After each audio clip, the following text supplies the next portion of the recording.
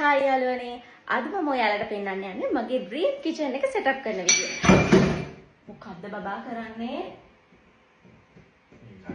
A few moments later. Hi ළමයි. අද මම ඔයාලට පෙන්නන්න යන්නේ මගේ dream kitchen එක කොහොමද set up වුනේ කියන එක. අපි දැන් මේ වෙද්දී එක set up කරලා ඉවරයි. අපි බලමු කොහොමද මේක කළේ කියලා. අද හස්බන්ඩ් ගෙදර හිටපු නිසා මම මේ හදන්නේ එයාවත් එකතු කරගෙනම කිචන් එකට ගෙනාව අයිටම්ස් ටික අන්බොක්ස් කරන්න. ඉතින් අපි මේ දේවල් ගත්තේ මහරගම ලේඩි ජේ එකෙන්. චූටි දේවල් ටිකක් මීගමුයි තිලක් මැකිනුත් ගත්තා.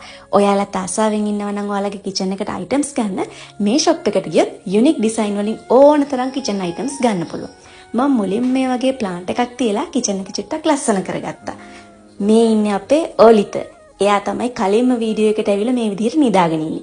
ඇත්තටම ඕලිත කිව්වට එයාගේ නම ඕලිත නෙවෙයි. ඕලා අපි ආදරයට තමයි එයාට ඕලිත කියන්නේ. මේ තියෙන්නේ මම ගත්ත මගේ ලස්සන ඒප්‍රන් එක. ඒකට මම ගොඩක් ආස වුණා. මොකද ඒකේ කලර් එකට තමයි මම ගොඩක්ම කැමති වුණේ. ඊට පස්සේ අපි ප්ලේට් ගත්තේ බ්ලැක් කලර් වලින්. ඒවත් හරිම ලස්සනයි. මට තවම එහෙම අර ලොකු අයිඩියා එකක් නැහැ මේ අයිටම්ස් කොහොමද හරියටම සෙටප් කරන්න කියන එක. ඒක නිසා ඔය මට ඔහේ මම හිතන විදිහට සෙටප් කරගෙන ගියා. මොකද අර හරියම අයිඩියා එකක් නැති නිසා. කොහොම හරි මට මේ වගේ කිචන් එකකට ලොකු ආසාවක් තිබුණා.